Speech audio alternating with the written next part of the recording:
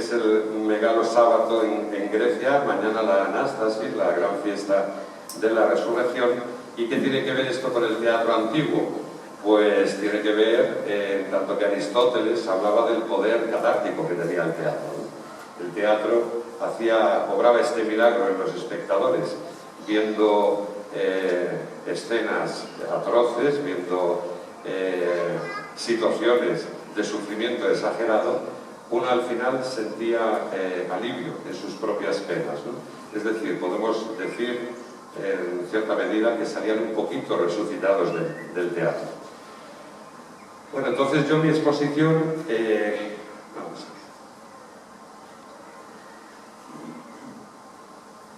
ver. Lo que yo he traído para la exposición son imágenes.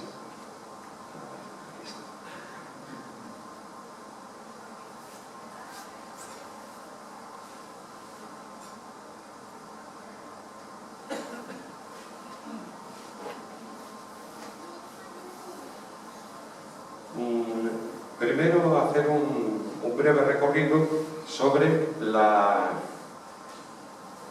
las películas que tratan a Grecia, la cultura griega, el mito griego, la tragedia griega en concreto, ¿no? Entonces nuestro recorrido, que tiene que ser obligatoriamente rápido, podría arrancar en el cine mudo. Todo el mundo conoce a Georges Méliès, sabe que es el mago de los efectos especiales en el cine francés, y a él le interesaban los mitos griegos. Por eso tiene muchísimas películas, y muchas de ellas se perdieron, cine mudo, donde representa pasajes de la mitología.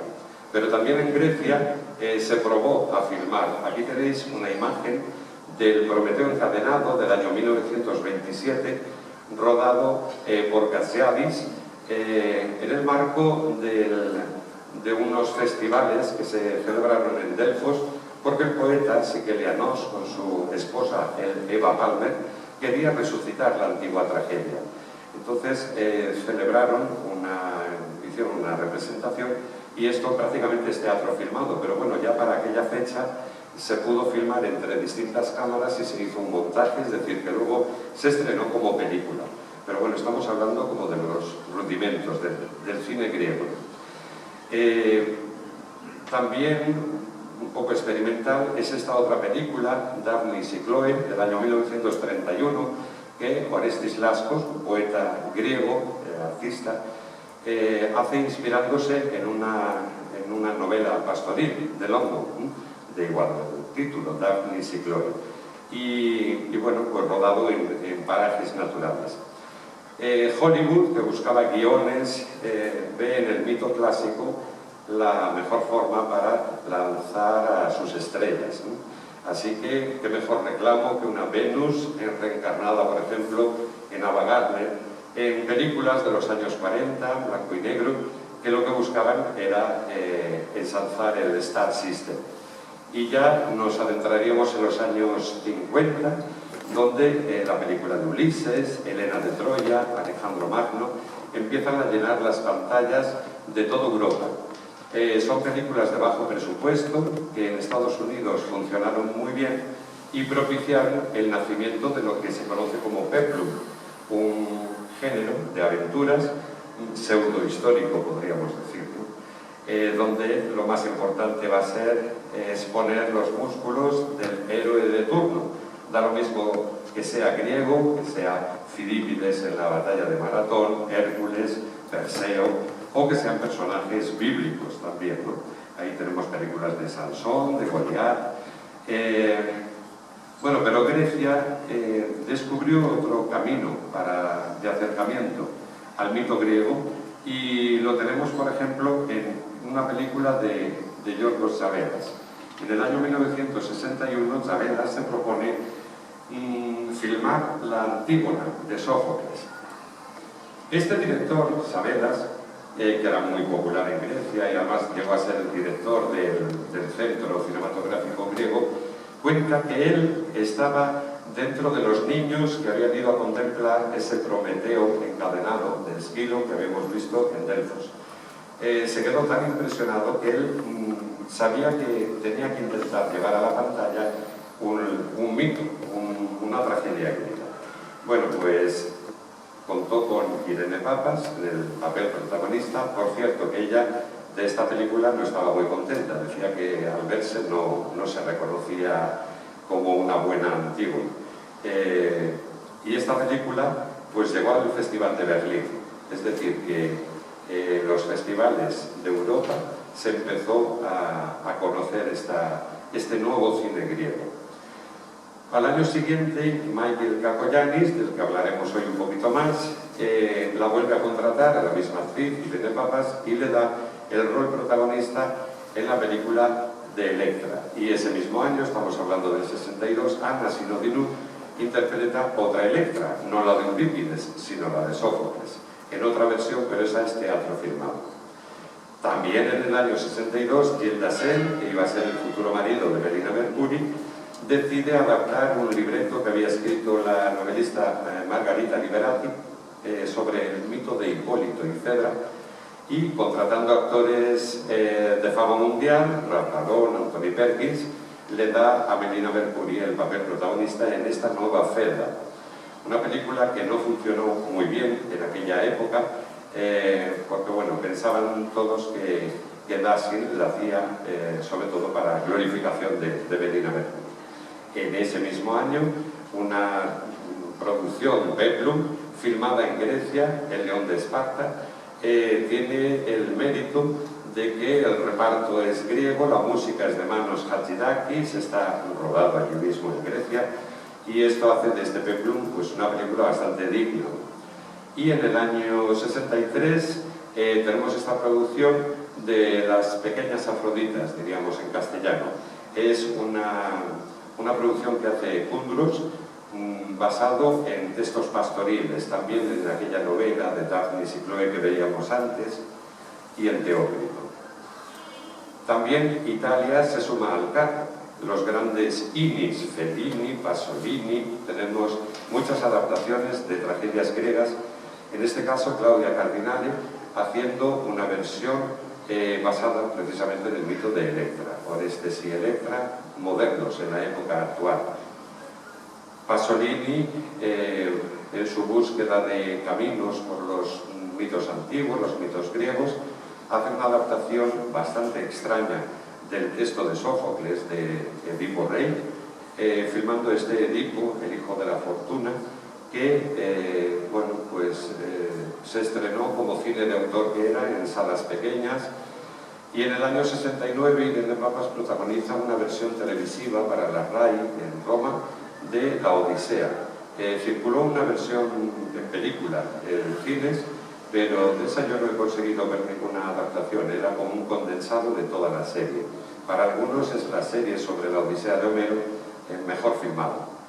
En el año 69 a Pasolini no se le ocurre otra cosa que a la gran diva de la música, de la ópera, a María Callas, ofrecerle el papel de una Medea que, si el Edipo Rey era un poquito estrambótico por la mezcla de culturas que hacía, en Medea ya rompe todos los montes. Escenas de canibalismo, escenas muy fuertes para lo que era la época. Y una película muy poco conocida, esta es griega, el Orestes, filmada por Vasilis Fotopoulos. Sigue un poco la línea de Pasolini, el estilo naturalista, rodado también en Grecia, en Mani. Y en el año 71 tenemos la segunda incursión de Kakoyannis en la tragedia griega, que serían las troyanas de Eurípides. Esta es una película muy poco conocida, Hipócrates y la democracia, una película rodada en plena dictadura de los coroneles allí en Grecia, con actores de fama en aquel momento, un poco propagandística, podríamos decir, ¿no? del momento. Y una versión de la Lisístrata de Aristófanes, rodada también en Grecia, la Lisístrati, protagonizada por Jenny Carese.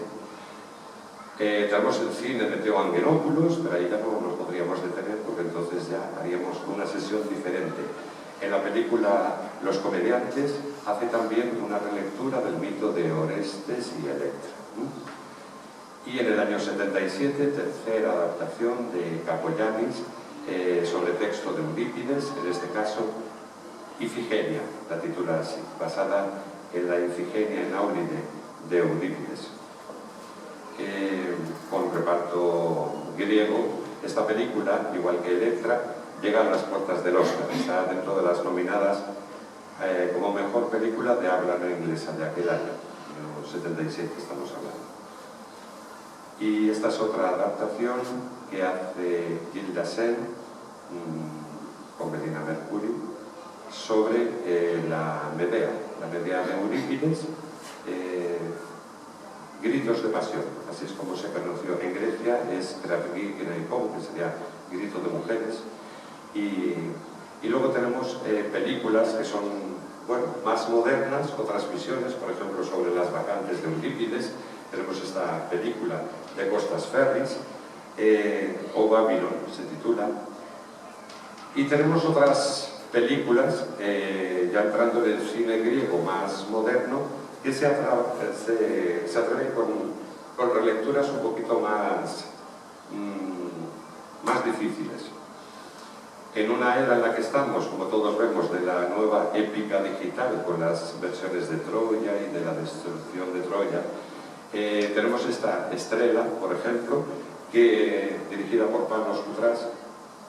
Estrela, no sé si la conocéis, si alguno la ha visto, es una película que da vueltas al mito de Edipo Rey, pero todavía más complicado. Un chico que es travesti termina acostándose con su padre que sale de la cárcel, y entonces el padre descubre que la chica con la que se ha enrollado es su hijo. Bueno, pues hasta ahí llegan las nuevas versiones griegas. Y aquel que sea fan del último cine de Yorgos Lanthimos, que está muy de moda, pues bueno, descubrirá sin duda ecos de la Ifigenia de Eurípides en esta película del sacrificio de un ciervo sagrado, donde un doctor se ve obligado a elegir entre matar a su mujer o matar a su hijo o matar a su hijo, pero alguno lo tiene que matar.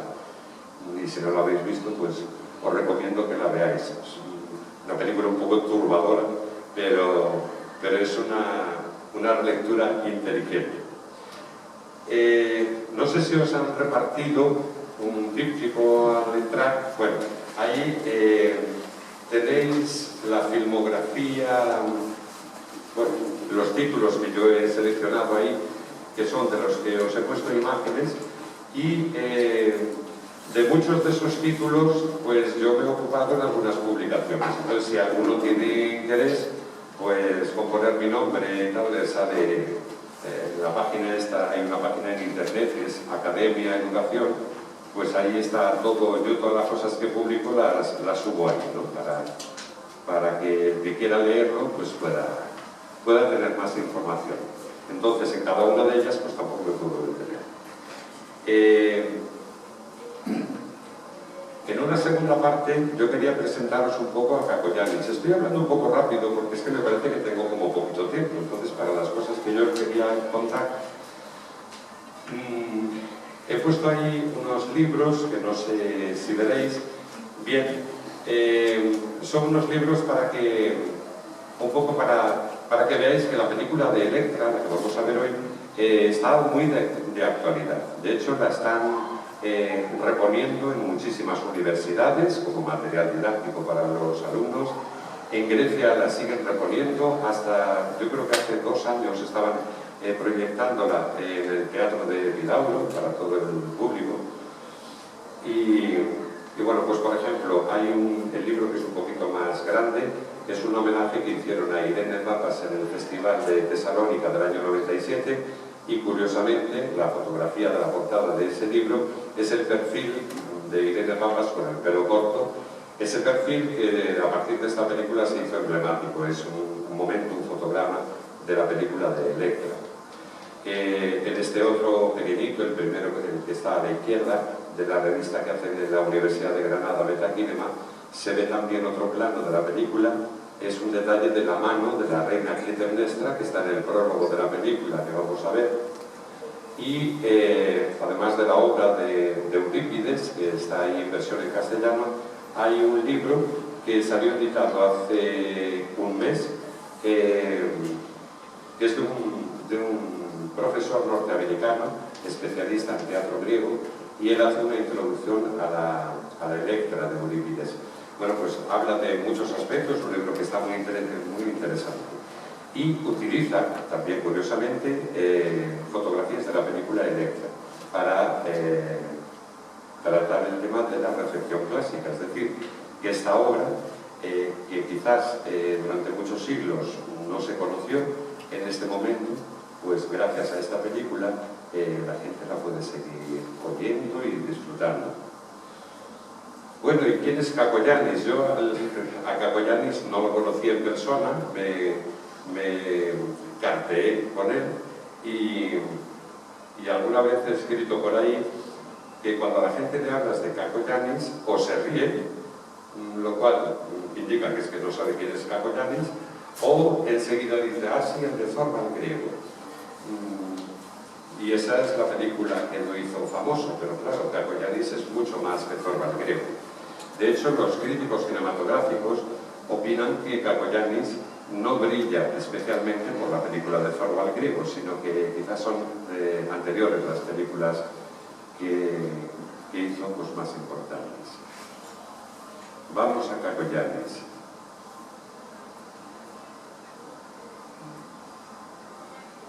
Bueno, de Caco Yanis, aunque quería ofreceros así una perspectiva un poquito detallada, pero tampoco me puedo parar mucho.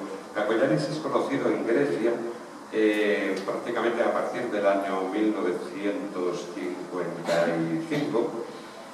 Hace unas primeras películas con una actriz, aquí en España a lo mejor no la conocemos mucho, Elina Betty, pero en Grecia es muy conocida.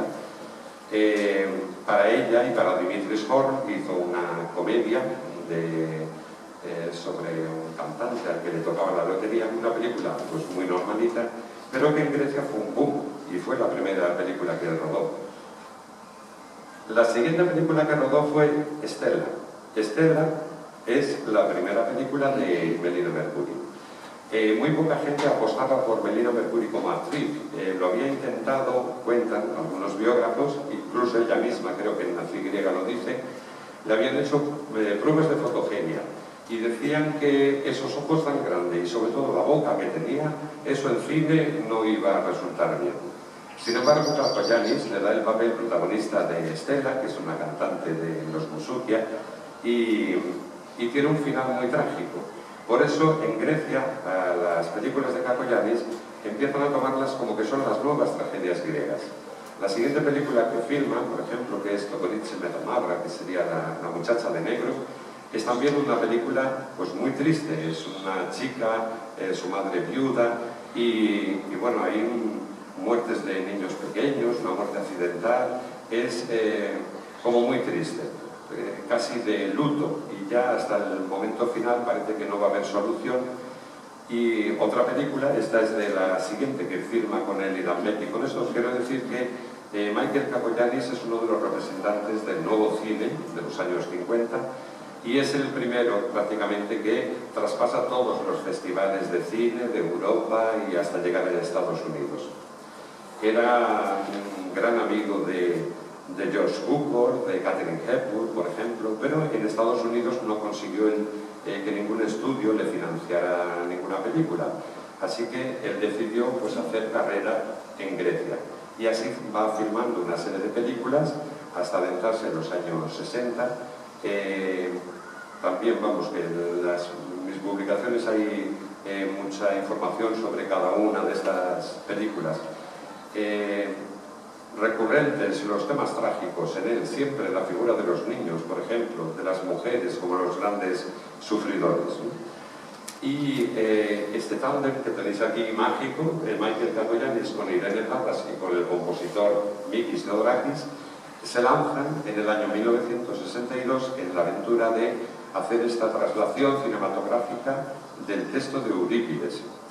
Algunos piensan que por qué la de Eurípides. Veréis, hay dos tragedias. Hay una Electra, la más conocida, que es la Electra de Sófocles. Pero cuenta Caco Yanis que él, que había visto que Chabelas había filmado la Antígona y había tenido éxito, entró un día en una librería y pidió la Electra, y por equivocación le dieron la Electra de Eurípides en vez de la de Sófocles. Así que él se la llevó a casa, empezó a leerla, y cuando la leyó dijo, uy, qué texto más bonito para hacer una adaptación. Él, que era el que redactaba sus propios guiones, pues la trasladó toda a guión cinematográfico, y esa es la razón por la que él filmó la Electra de Eurípides y no la de Sófocles, que era más conocida. Bueno, esta película, de la que también tenéis una referencia en la ficha, tuvo una cantidad de premios en todos los festivales internacionales, pero la película que le dio fama fue la de Zorba el griego. Aquí tenéis un cartel griego de la película con Anthony Quinn, que ni era griego ni mucho menos, no mexicano, pero como se metió mucho en el papel y la verdad que es muy buen actor, pues a partir de ese momento lo ficharon para películas de griego. Llegó a hacer 3 o 4 películas donde él era griego sin serlo. Irene Papas otra vez en un papel mudo, la única palabra que dice en la película es ¿dónde está mi cabra? Y yo creo que por eso ni la nominaron a los Oscar, porque si no llevas una serie de minutos en la película no puedes entrar en la categoría. Eso fue por lo que Mikis Theodorakis se quedó sin Oscar también. Muchos se preguntan por qué el famoso Sirtaki de la escena final de Zorba, siendo mundialmente conocido, cómo es que no se llevó el Oscar, ni estuvo nominado como mejor banda sonora ni como mejor canción. Y resulta que Theodorakis esta música, la de Zorba, la había utilizado ya en una película anterior. Entonces, como también hay unas normas en los premios de la Academia, música que tú ya hayas utilizado antes, esa no puede entrar en nominaciones y por eso no recibió el premio. Aquí tenéis imágenes del estreno de la película con Anthony Quinn, con Irene Papas, reconoceréis algún personaje famoso de la época. Bueno, y cuando Caco Yanis había llegado a lo más alto en el año 1964, no se le ocurre otra cosa que filmar una película cómica que va contra los norteamericanos, que trata el desastre nuclear y el problema de la contaminación del medio ambiente. Esta película le cerró todas las puertas de todos los estudios, es decir, que si tenía pretensión de en algún momento ir a Estados Unidos a hacer carrera, esta película, que tampoco se estrenó en España, esta se titula Potanta Saria Pican Misteria, sería cuando los peces saltaron del agua, algo así. Bueno, estamos en el año 1971.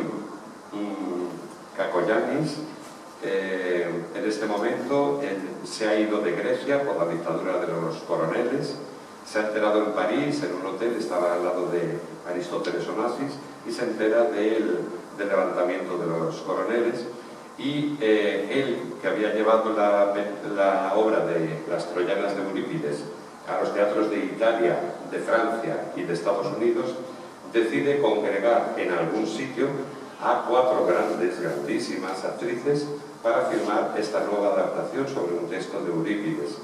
Y los exteriores los encuentra en el antiguo castillo de Atienza, una localidad a la que hay que hacer intención para llegar aquí, porque es que queda bastante a desmano. Bueno, pues ahí se trasladó, filmó la película de las Troyanas, que es una de las mejores adaptaciones también del texto trágico. En el año 74 filmó un documental sobre el problema de Chipre, de forma clandestina. Se fue con un cámara, un especialista en sonido, y entre los 3 montaron el documental. Y la siguiente película que rueda, otra vez en lengua griega, es la Ifigenia, dándole a Irene Papas el papel de Clitemnestra. Es decir, en la película que hoy veremos en Electra, Irene Papas es la protagonista, Electra, y tiene que enfrentarse a su madre, Clitemnestra. Y en esta otra, ella asume el papel de su madre, de Clitemnestra. Yo creo que después del año 77, que es el año de Ifigenia, el resto de películas que hizo Caco Yanis no aportan mucho más. intentó hacer alguna película como esta, Dulce País, Liquia Perdida, un poco al estilo de Costa Gavras, ¿no? De hacer el cine político, pero no le salió bien, peca un poquito de teatralidad. Luego estrenó en el año 92 en Grecia una película cómica también, que en Grecia tuvo bastante éxito, y se despidió del cine en el año 1999 con esta película, que era una adaptación del texto de Chekhov, del Jardín de los Cerezos. Esta película es una película muy bella. Aquí veremos, por ejemplo, a esta actora Gerard Butler, muy jovencito, porque estaba empezando a hacer cine, y es una película como muy correcta, pero bueno, no tuvo éxito. Kakoyannis, yo tengo una teoría, y es que cuando descubrió los textos trágicos, a él le gustaba mucho Eurípides y también Shakespeare, decidió dedicarse ya en cuerpo y alma al teatro. Entonces, a lo mejor cada 5 años filmaba una película, pero él ya lo que quiso fue despedirse en su carrera artística, pues como director de escena. Y así, pues dirigió a Nuria Esper en una famosa Medea que hizo en España, y hasta sus últimos días, pues estuvo dirigiendo teatro. Creó esta fundación impresionante que está en una de las arterias de la capital de Grecia, un centro que lo que hace es impulsar las artes de cualquiera de las formas. Hacen constantemente proyecciones de películas, también hacen actividades para niños, con colegios, concursos. Bueno, es un organismo cultural que por un lado lo que quiere es que la obra de Kakoyannis no se pierda, darla a conocer, y por otro lado lo que quiere es impulsar la cultura.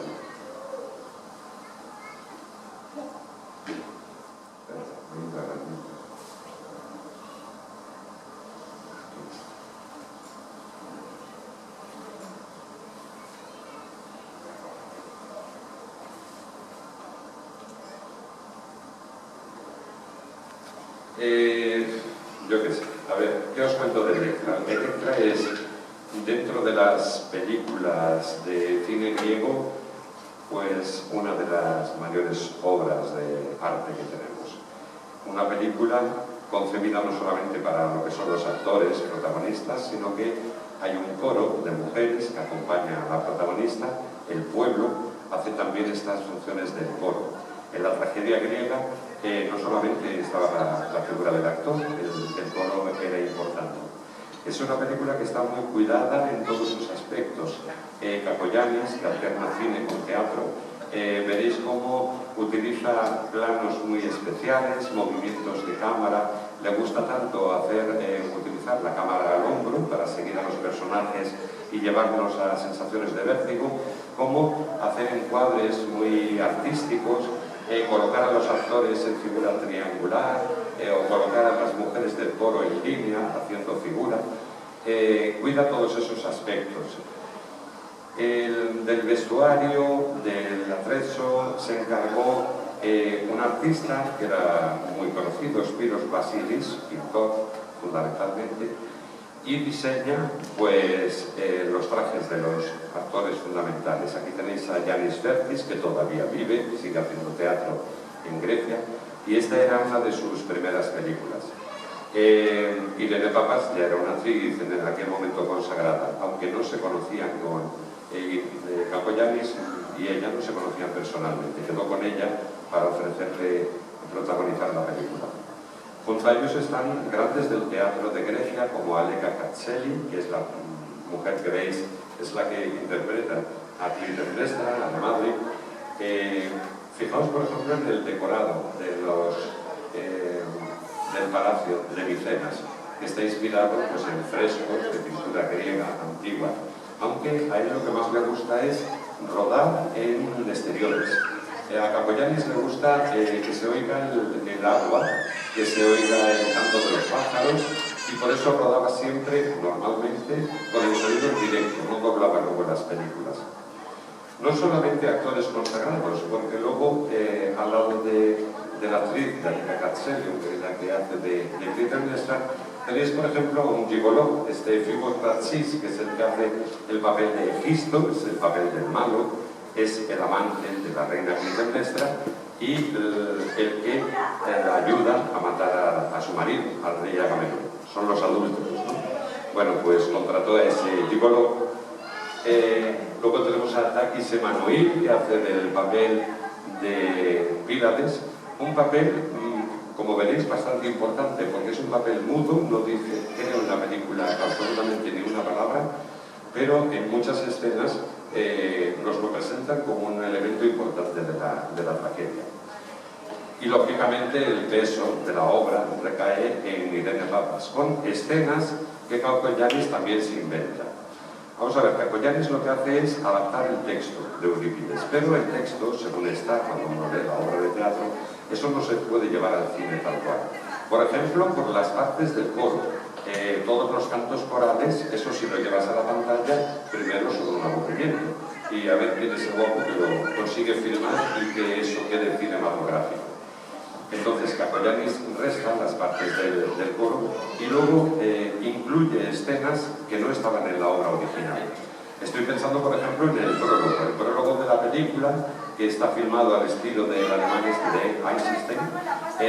Es un prólogo mudo que está pensado para todos aquellos que no conocen la tragedia, para ponerles en situación. La obra original de Eurípides empieza con los pastores hablando sobre el asesinato que se ha cometido en el palacio, y sin embargo la película de Kakoyanis tiene todo un prólogo donde vemos la llegada del rey Agamenón a su palacio, la recepción por parte de su mujer y de sus hijos, el asesinato, y ahí es donde arrancaría luego la película. Tenemos aquí otros dos actores muy famosos en Grecia, Notis Perdialis y Manos Katrakis, que son los que hacen pues, del esposo de Electra, el labrador, y del anciano, el encargado de reconocer que el joven que va a aparecer en escena es el verdadero hermano de Electra. A lo mejor alguno está notando como que hablo en clave, pero claro, es que si empiezo contando el argumento ya de la película, pues, y encima os hago el spoiler, estoy yendo un poquito rápido. Si algunas cosas no las pilláis ahora con la proyección, pues lo podréis ver.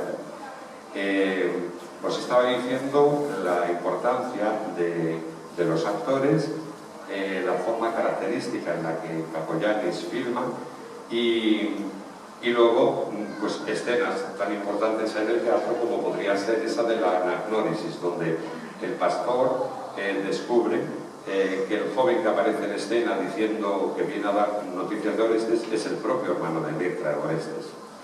Aquí tenéis otra imagen. Muchas de estas fotografías que estáis viendo ahora son de archivos, habréis visto que algunas están incluso rotas por las esquinas.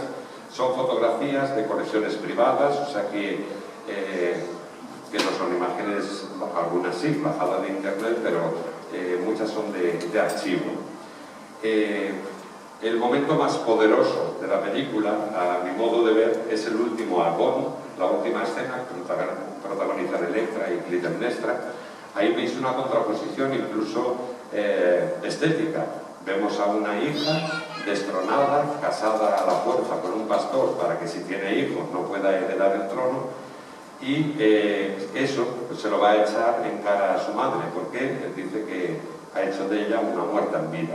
Y frente a ella, Clitemnestra, con todas sus joyas, recargada en maquillaje, con vestidos también inspirados en esa decoración geométrica. Aquí tenéis a Spiros Vasilis, el pintor, el encargado de hacer el vestuario de esta película. También del rodaje, esta película se rodó a las afueras o sea, en la provincia de Lática, a las afueras de Atenas, pero el prólogo se rodó in situ, en Micenas. Entonces, tiene ese valor añadido. Aunque veréis que a Kakoyanis no le interesa que se reconozca, por ejemplo, la famosa Puerta de los Leones. Entonces, la filman desde el ángulo menos conocido, que es desde el interior. no desde donde se ven los leones. También vais a notar, aunque hay escenas de interior, aquí en el palacio y luego en la choza del labrador, veréis que toda la película se filma al aire libre y hay un contraste muy grande entre el palacio, con unos muros ciclópeos, fríos, y con unos personajes que parece que te echan para atrás, porque aunque ninguno hable, lo que están transmitiendo con las miradas, con sus gestos, es que ahí se está cociendo la muerte, ¿no? En contraposición con el mundo de las campesinas, las mujeres del coro, que están pareando los olivos, que van a por agua a la fuente, y con los que despiden a Electra haciéndole un canto. También la música es importante en esta película. Yo creo que Kakoyannis es de los pocos que ha conseguido integrar lo que era en Grecia antigua, las artes corales y musicadas y bailadas, con lo que era la música tradicional griega. Esta escena también es impresionante, es Electra echándole en cara al asesino de su padre pues todo lo que ha hecho. Este es Walter Lassaly, el encargado de la fotografía, que recibió el Oscar por Zorba griego, o sea, que fue también el que filmó Zorba y al final pues se llevó el premio por Zorba. Aquí tenéis una escena de descanso del rodaje. Los actores, lógicamente, pues pasaron mucho frío, porque en aquella época lo filmaban, yo creo que era en octubre, bueno, con una climatología ahí un poquito regular. Y Kakoyannis, ahí bastante jovencito, dando indicaciones a los actores sobre cómo moverse.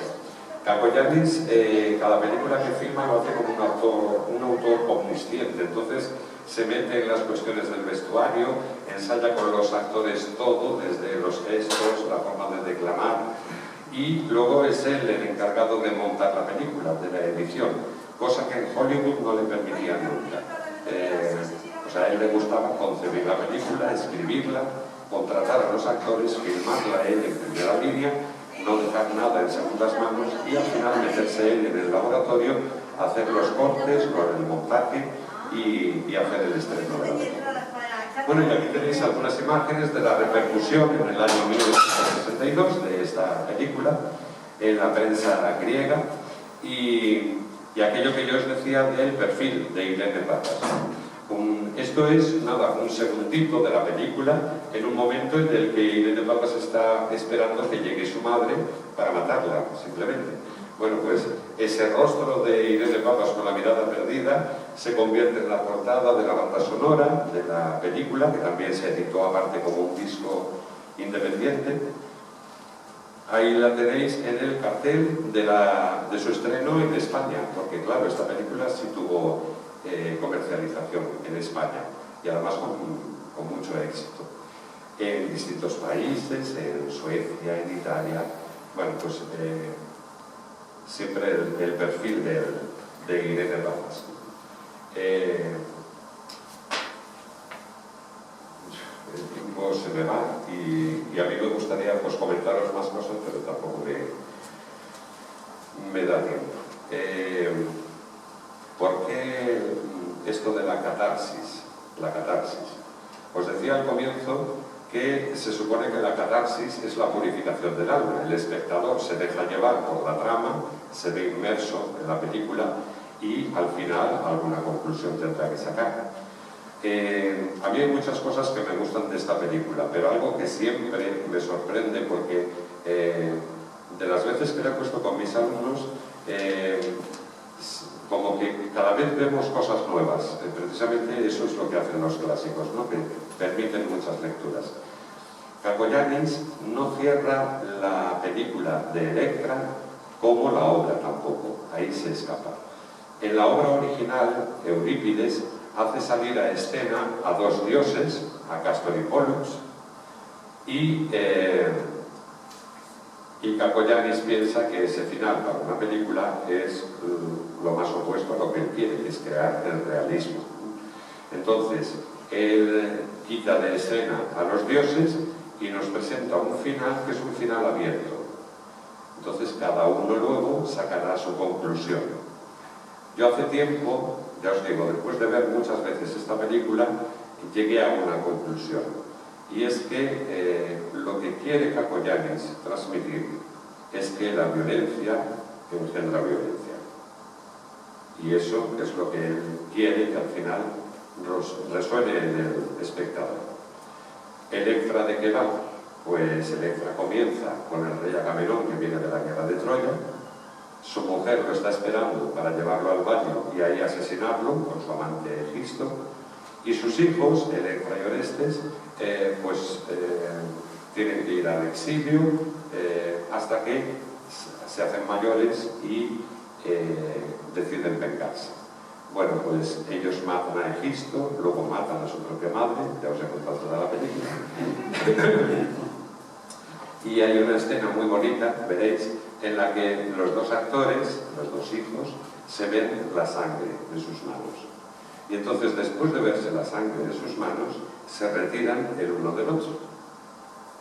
Porque si hemos sido capaces de hacer esto, ¿qué no seremos capaces de hacer? Es decir, Electra tiene un final abierto, pero en mi opinión es un final trágico, para que el espectador saque como conclusión que un acto de violencia no se paga con otro acto de violencia, porque si no eso, nunca se paga, ¿no?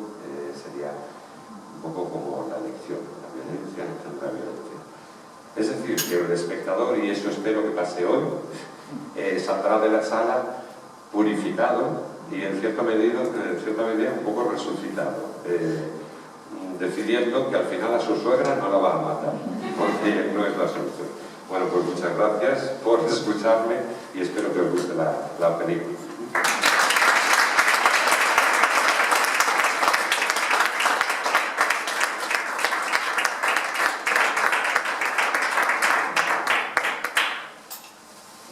Cortamos, ¿no?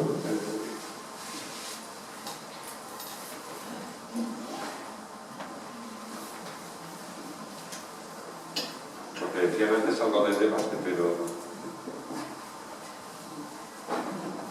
no sé si alguno quería decir algo, si no lo mejor hacemos un breve descanso, una microdiaria.